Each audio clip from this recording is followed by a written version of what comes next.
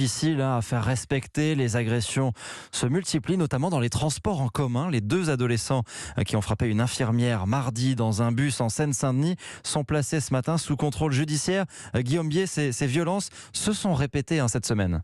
2 agressions à quelques heures d'intervalle dans le même département, à chaque fois dans des bus RATP et pour le même motif de tension, le non-port du masque. À Saint-Ouen, c'est le conducteur du bus qui a été blessé au thorax, violenté par un homme à qui il demandait de mettre un masque.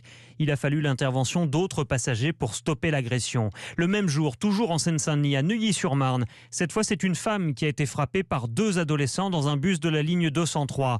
La victime, infirmière à l'hôpital et donc forcément sensible aux gestes barrières, leur avait juste demandé de porter un masque. Elle a été frappée à coups de pied et coups de poing. Elle souffre de plaies et de contusions et s'est vue délivrer 5 jours d'ITT. Les caméras du bus ont filmé l'agression. Celles de la ville ont suivi les suspects qui ont été arrêtés dans la foulée. 2 garçons de 16 ans qui, après 48 heures de garde à vue, ont été présentés à un juge des enfants hier. Le parquet de Bobigny a demandé leur mise en examen pour violence aggravée et requis leur placement en détention provisoire.